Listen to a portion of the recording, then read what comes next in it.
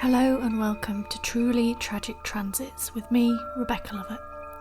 In today's episode, we explore the 27 Club, a club notorious with young celebrities in their prime, taken too young from this planet that we call Earth. And it's another stark reminder of patterns, choice and consequence alongside potential energy and energetic triggers. The 27 Club is something heavily speculated in the media. It's become a bit of a cult club of sorts, regularly reported on, regularly in those kind of mysterious realms of why is there this pattern of people that seem to have an incredible amount of talent but pass away at 27. What the media don't seem to ever report on is the why. Why are these people dying at 27 with huge talents and huge weights on their shoulders? What's going on? Well, anyone with even a minor interest in astrology could probably figure out why. Our nodal opposition happens at a pivotal point in our lives. At 27 years old, we are met with one of the biggest choices of our lives. We continue to do the same, or we change and go in a different direction. Now, we have several nodal oppositions during our lifetime, but perhaps the reason why the age 27 is so pivotal for many people is because we are just learning more about ourselves. We are coming out of this phase of being parented and ultimately coming into this space of self-responsibility with much more consequence to our actions. This friction of life can create intense opportunities to transform, but it's also a time when our souls can crumble under the weight of life, and death unfortunately comes knocking at the door.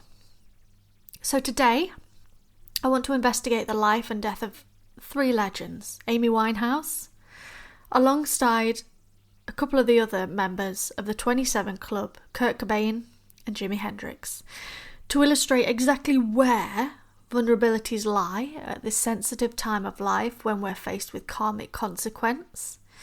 And this podcast will explore nodal placements alongside astrocartography to ask, is there something else really going on with the 27 Club?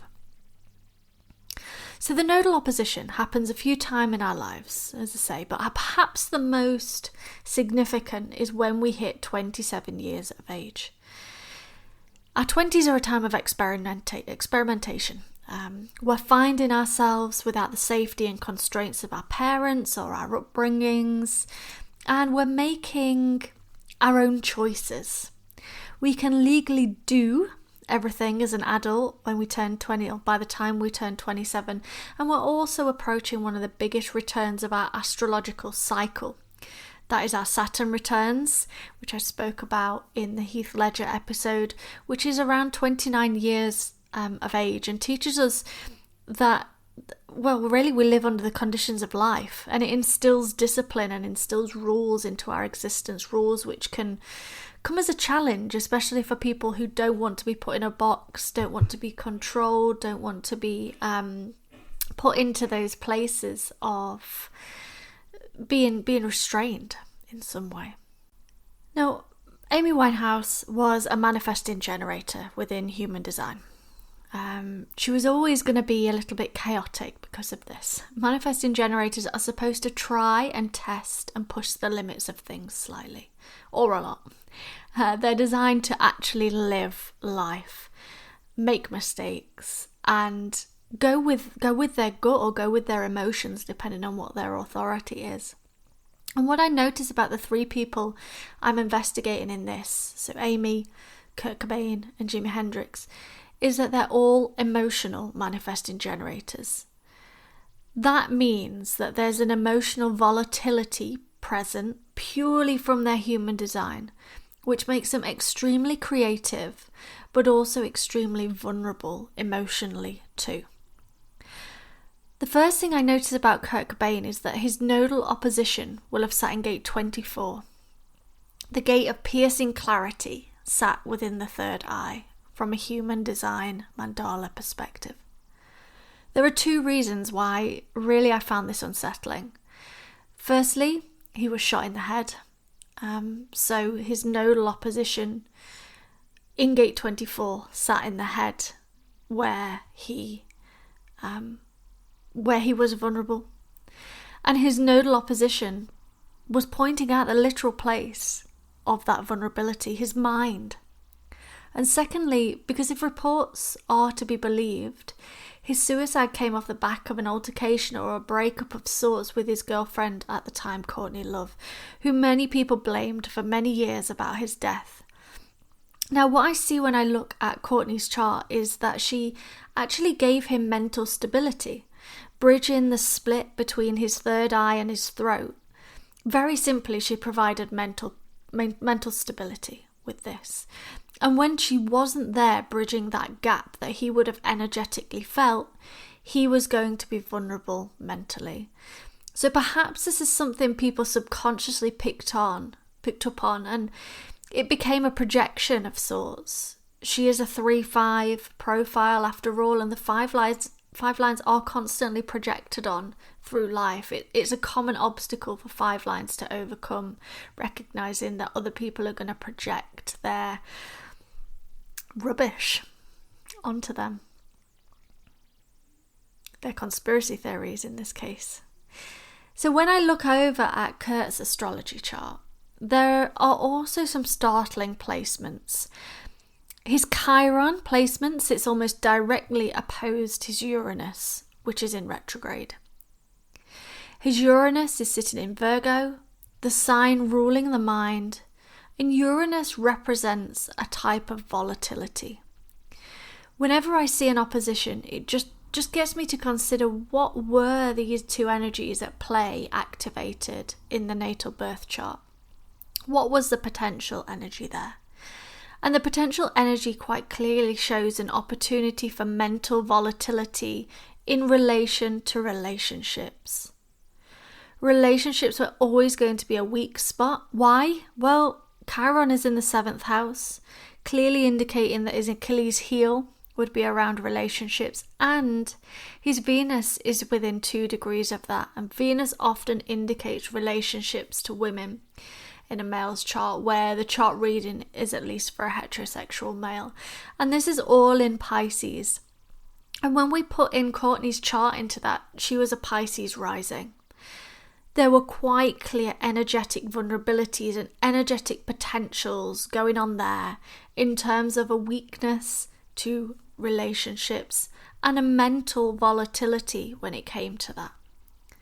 So with this story, what pulled the trigger, so to speak? If we can see that potential energy, what was it about the age 27 or the year and the lead up to that caused or helped to cause this death energetically? Well, on the day of his death, we had a Mercury and Mars conjunction at 23 degrees of Pisces. This was activating his mind and activating aggression and volatility. Mars is often representative of irrationality, impulsivity, and explosions. At 23 degrees of Pisces, this would have sat directly opposed his natal Uranus, where we know his mind is vulnerable and volatile at the same time, and almost exactly conjunct his Chiron, where we know weaknesses are also highlighted. We can also see Pluto sitting at 27 degrees of Scorpio, coming into a conjunction with his natal Neptune, which was in Scorpio in the 3rd house, and his house of the mind, again at 24 degrees. And on that day, the Sun sat at 15 degrees of Aries, 15 degrees being a critical degree linked to Gemini, the mind, and specifically either assassinations or killings. 15 degrees of Aries sits square his moon in the 7th house, the house of relationships, with his moon sitting in the 10th house, the house of legacy. What that is to say is that the potential energy on that day, when we layer it up with his natal birth chart, is so incredibly powerful and potent that if his mind was not in a good, stable place, there was a lot of opportunity for aggression, impulsivity, recklessness, and volatility. It really, for me, highlights the need to make sure that people have made peace with their natal birth charts, their natal energy, the things that they are here to overcome in this lifetime, so that when these potential energetic triggers come up, they have a way of navigating them. They understand their emotions, they understand their mind, they understand the moon placements. When we have all of these things layered in, we understand that we are not just a victim of our circumstances, but we are also at play and dancing with the universal energies as well. We can quite clearly see, with all these activations, that the potential energy could have been very volatile at the nodal opposition time, placing him in the 27 club. Nodal oppositions, as I say, give us this choice. This is what they are. When they come about at 27 years old, they give us the choice. Do we stay doing the same thing? Or do we take a completely different path and choose to do something totally different? And it's a time when the pressure of change or choice can become overwhelming. The final piece of the puzzle for me in Kurt's story is the astrocartography. What was it about the specific location that provided the ultimate concoction of vulnerability? Well, Seattle, where he died, would have had an extremely triggering effect on him. It sat directly underneath his Chiron DC line, meaning in this place specifically, he would be weak or vulnerable to relationships. It was under the Venus line also, the Venus DC line, where he would meet his long-term partner and form a relationship, but with the shadow of Chiron sat there would always be challenging for him. And close to his Uranus AC line, which we know holds shocking potential in his chart around the mind and mental health. Would this have been a good place to live? Only if you had really high levels of self-awareness. But even then, would I choose to live under the shadow of my Chiron line? Not if I had a choice. Absolutely not. Constantly reminded of our weaknesses, our weak spots, our Achilles heels, and our shadows. That doesn't sound like a fun place to live to me. So to me, the Kurt Cobain story tells a striking narrative of volatile, energetic potential in the wrong place at the wrong time. I feel like the final thing to say on that day of the 5th of April 1994, when we look at that, is that the North Node was almost directly conjunct Pluto. A time when our choices literally give us the choice. Choose life or choose death. And in modern time, what can we take from this? Well, we have to begin taking emotional health, not just mental health, seriously. Begin looking beyond the obvious, beyond what we can see in a physical form, and look at the energetic potential. Because if all of this information was available as advice, would he have been a member of the 27 Club?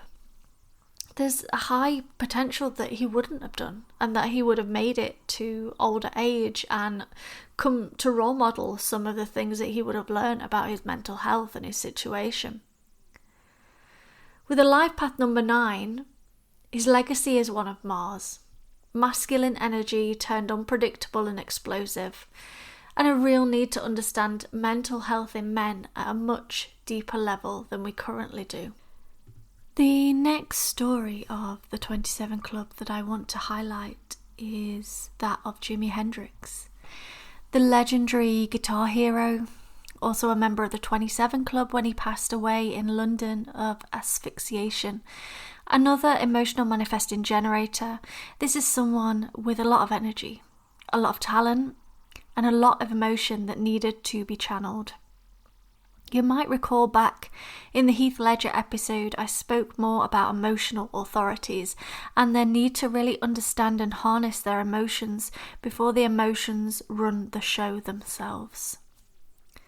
Jimi Hendrix, again, is another story that highlights a real need for emotional regulation, for understanding our emotions on a much deeper level, not just how we feel, but how cycles play into this, how energetic cycles, how astrology cycles play into our emotions, and how astrocartography layers on top of this as well. So what was the energetic potential for Jimi? Well, we see Uranus retrograde prominent again in a chart within his natal chart. Within Jimi's natal astrology chart, Uranus retrograde is opposed Mercury. So for me, as soon as I see that, that's another nod to mental health. Uranus being the planet of the mind, but also the planet of unpredictability, is opposed Mercury, the planet of the literal mind rather than the higher mind. With the sun also within range of an opposition as well. So Uranus was in Gemini, a volatility of the mind, but also a wonderfully expansive mind, a mind full of possibilities rather than problems, I should say, in the 5th house, which I often call the house of misadventure when it's in the shadow. Mercury and the Sun were sitting within conjunction range in Sagittarius, which reaffirms this adventurous mind, adventurous spirit, and almost a blasé nature behind risk-taking, seeing risk as adventure rather than literal risk. So already what we can see there is a lot of nods to mind health. Gemini present, Mercury present, Uranus in opposed to that Mercury. This is someone who holds the potential for risk-taking, but not in a sense of volatility, in a sense of playfulness. Games gone wrong, or things that are intended to be a bit risky or a bit of fun, or just pushing the boundaries, going a little bit wrong. His North Node also sits directly conjunct his Chiron. This, for me, is where it gets interesting. Because if your North Node and Chiron are in conjunction, this really means that they're heavily linked, they're intertwined. In literal translation terms, your purpose will also be your weakness or potentially your vulnerability. What that can sometimes mean is when we see that in a chart, the things that we chase are also the things that pull us down as well. And when we look at Jimi Hendrix, that couldn't really be more true. His purpose, sharing his music, brought him into circles that would make anyone vulnerable. A rock and roll lifestyle of living on the edge and burning the candle at both ends. Theoretically, he was absolutely fulfilling his North Node destiny, but with a price tag that Chiron had attached. And these placements being in Leo, the star of the spotlight, in the 8th house, the house of transformation, of sex, of life and death, of living on the edges. For me, that's a real concoction of risk. So the potential for his Chiron, especially to be his downfall, was there at his nodal opposition. Something which would put him in the 27 club come the time.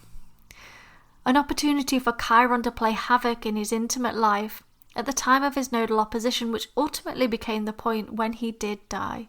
And Jimi Hendrix died through asphyxiation linked to a drug commonly used recreationally for anxiety and sleep, but also for hallucinogenic. It had mild hallucinogenic properties as well. It was a relaxant of sorts. The thing is with his death is that it was heavily shrouded in mystery, and whenever this comes up, I always go to Neptune. What's happening with Neptune, the ruler of mystery? And whenever we see these mysterious deaths, so Jimi Hendrix is one that no one's ever really got to the bottom of. How did he die? Was someone else involved? Was his partner involved? There's a lot of just mystery happening. So I'm always curious what's happening with Neptune, what's going on there. Neptune in his chart was sat at 28 degrees Scorpio. square his Chiron and North Node in Leo, which is in another fixed sign. Fixed signs rule stability. They're linked to doing. They're linked to completion and getting things done. They're kind of the workhorses of the zodiac of sorts, in that they keep things going, keep things ticking over. The degree angles are interesting. 28 degrees of Scorpio, which is where Neptune was at the time of his death, is linked to moon and to emotions. Now, there were no major moon activations to speak of in this story. There had, however, been a full moon a couple of days earlier, but we weren't in eclipse season, and there was nothing there that kind of made me really pay much attention to it. And the moon in Taurus was in Taurus in the 4th house, which generally doesn't cause me too much of concern. That being said, the 4th house is linked to the home. He was away from home. He was quite a long way from the USA when he died, as he died in London. That degree, that 29 degrees of Chiron on the North Node, though, 29 degrees is the critical degree for Leo, and 29 degrees is now sitting square of that Neptune. So Neptune is activating friction between his North Node destiny and his Chiron, and his creativity, his creative outlets. You can tell this is recorded live. And Neptune was therefore square. So in this critical degree. Now, a critical degree is a tipping point. A touch and go moment. It could go either way, sort of energy. So there was not just a nodal opposition year at play. There was also a critical degree on this very specific day too. So much like the Diana story, could Neptune have been adding to this air of mystery in what would otherwise be a straightforward death of misadventure? Perhaps it's helping to feed the stories in some way, or helping to feed the narrative that keeps going, because it's almost like the Neptunian element is stuck in like stone tape theory. You know, it's stuck and it's replaying the same record. We can't get to the bottom of it because Neptune's always going to shroud that North Node in mystery, and we're looking at a death at a nodal opposition. So as always, the missing part of the puzzle for me is always the astrocartography. What was it about London specifically that made him more vulnerable? Lo and behold, we check the chart. London sits directly underneath his Chiron IC line. A line which will reveal weaknesses in a person's growth, a person's roots, and a person's caregivers or family. This may have been a place that brought up issues from his family and his ancestry, which would probably explain the meds as sleeping tablets as part of it. Reminded of the childhood traumas he had to endure from parents who were alcoholics and violent, and a childhood where sexual abuse had been present. This for me really is another example to really work with the astrocartography. If these issues are present, and we know this through our own stories and through our own workings, through our own traumas and histories and ancestry. And we know that Chiron sits in the 8th house, the gate of sex and potential sexual abuse. Would you choose to live or even visit a place where you were going to be really living long term under that energetic shadow or that energy if it hasn't been healed? And I'm sure the resounding answer would be no. Why would I choose to put myself under such an energetic heaviness, which is what Jimi Hendrix would have been sat under when he was in London? So with a Chiron so closely linked to the nodal return, the choice here would have been to face the vulnerabilities of that Chiron, or let the stars align to bring to an end timeless talent, and we know how that ended, unfortunately. So again, this is another example of potential energy, but also choice, free choice. And layered on top the energetic geography of a specific place that pulled the trigger again. So the final story for me is the story of Amy Winehouse. I remember exactly where I was when I heard the news on the 23rd of July 2011. I was sat at my desk. I think it was like a Saturday afternoon. It was warm, and I saw the news on my laptop. Perhaps it was through Facebook, or it could have been Twitter at the time, I'm not so sure. And I was really shocked, but I was also really not surprised as well. Amy had been in and out of the news and had led a turbulent last few years, from the reporting of the newspapers at least. So if it wasn't her, it was going to be Pete Doherty. One of the two of them was probably not going to survive that nodal opposition. Amy's chart, among other things, reveals a strong indicator to her Chiron. We've had Chiron pop up a lot with these 27 clubs. We've had Uranus highlighting the issues and the volatility of the mind with Kurt Cobain. We had Jimi Hendrix under his Chiron line being reminded of potentially the sexual assaults and the family upbringings that were made him very vulnerable.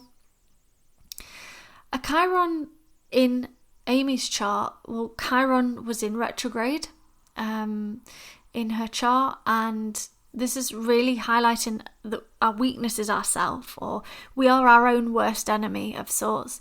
And it was being triggered by Saturn, which is the father, and the moon, which is the mother. Now, I should say this is not to throw shade against her parents or her upbringing in the slightest. Most people have some sort of dysfunction in the family growing up, and I do believe that parents can only do the best from what they have healed within themselves. So it's not about blaming. It's not about blaming our upbringing, but about unpicking it and healing it. But that Chiron sitting at 2 degrees of Gemini, 2 degrees, by the way, linked to singing and the voice, which, is interesting because it means that her weakness would have been her voice. And when we look at that in terms of, the drug abuse and the alcoholism got worse the more famous she got, it was almost like a double-edged sword. So Chiron sitting at 2 degrees of Gemini, being pointed to by Saturn in Scorpio at 1 degree, a picky or a perfectionist father in the 6th house, and a moon or a mother at 0 degrees Capricorn in the 7th house, the house of relationships, provided this concoction of energies that meant that her family and her choice of partnership would be a vulnerability when we look at what was triggering her natal Chiron, when we look at that potential energy. The other thing in her chart that stood out to me was the Chiron in the 12th house, isolation. A weakness or a vulnerability alone or in isolation, or perhaps someone who isolates themselves when they're triggered, for example, hermits away, hides. And a nodal opposition theme of the 1st and 7th house activations, so identity and how people see us, and romantic or close relationships being lessons of this nodal opposition. This would be the choice, to shed the skin, to be reborn, to enter a new era and a new identity and leave the old me behind, or fall back into codependent patterns and ignore unhealthy relationship patterns, be it romantic, family, friendship, and continue down the same path.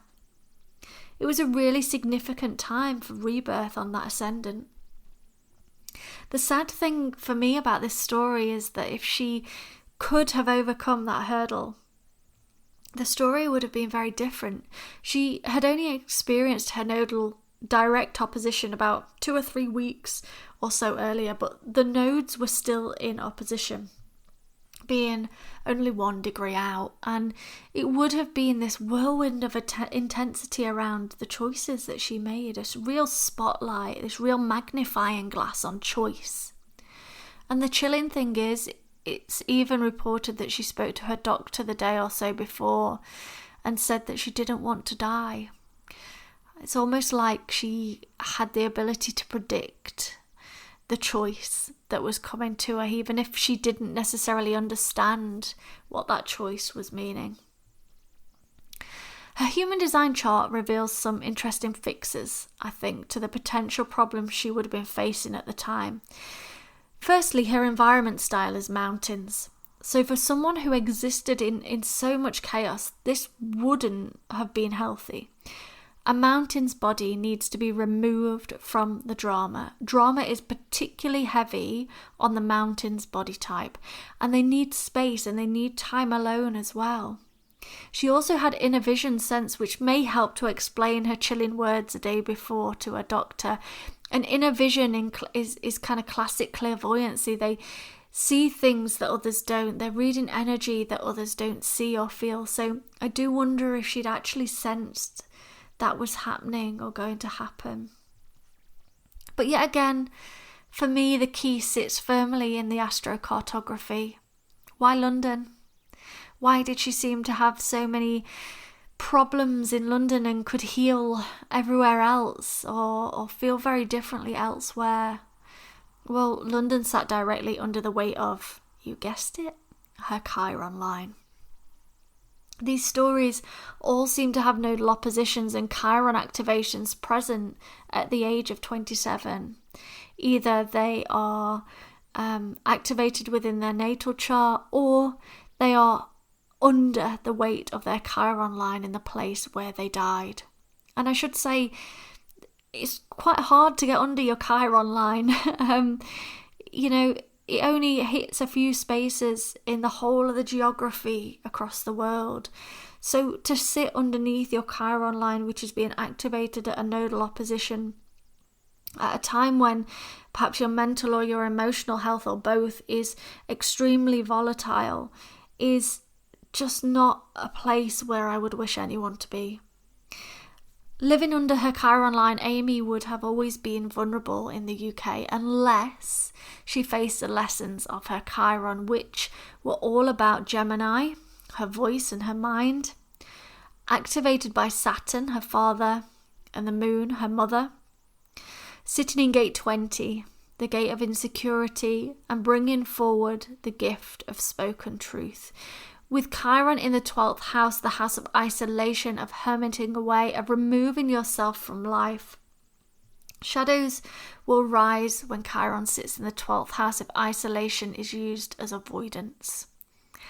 There seem to be some really clear issues here to work on, issues that could have been worked through, and another reason why highlighting the astrology, the human design and astrocartography is so damn important. Imagine if doctors or psychiatrists or friends understood the background of the potential energy to help guide a person clearly buckling under the weight of their trauma and their shadows. But also, these things give us a map to get out of them as well, to be able to see exactly where our shadows are and to be able to face them and work through them.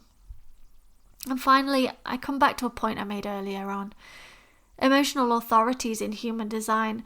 We so often see them turn into alcohol and drugs and sleeping pills to suppress their extreme emotional waves, instead of seeking to help them understand the intensity of the emotional authority experience, full stop. We need to get better at helping and guiding each other home. It's as plain and simple as that for me. So the 27 Club, is it real? Absolutely. Not for everyone, but where there is a potential energy linked to that North Node, especially where Chiron is present, when you hit that choice, you face a heavy karmic consequence at this age. And it's all because your North Node is transited by the South Node, paying off your karmic debt in this lifetime and calling in death. So what do you think? What conclusions do you reach? What does the 27 Club mean to you? Have you got your own experiences with things that happened at 27 that course corrected you, but could have very easily taken you down a very different path? Perhaps a darker path, perhaps a more risky path. It's worth reflecting on your own experiences with this. What was the choice? What were the consequences? Because we all face this opposition at 27. It's just some people's debts, choices, actions yield bigger consequences than others. So that brings us to the end of today's episode. So thank you for listening. I hope that this series is starting to illustrate how we can work with potential energy alongside shadow work and simple choice and consequence theories. These simple understandings can genuinely save lives and help us protect legacies, to pass on stories to our grandchildren and raise a society where we make it to being elders. Don't forget to subscribe and rate this podcast to help others find it, and especially with that pesky algorithm. I hate an algorithm. And I'm always a fan of the good old-fashioned share with your friends if you think they'll enjoy this episode too. I'm on a mission to bring more awareness to energetic tides and patterns so we can live in greater understanding and harmony rather than suppression and confusion. So please help me do that by liking, rating, sharing and promoting. It's really greatly appreciated. Thank you. In the next episode of Truly Tragic Transits, we'll be exploring the story of Matthew Perry, aka Chandler from Friends, who passed away during eclipse season 2023, and covering a shocking underworld of prescription drugs in LA and their overuse and prescription. Until then, keep an eye on the transits, because you never know what keys they might hold. Goodbye.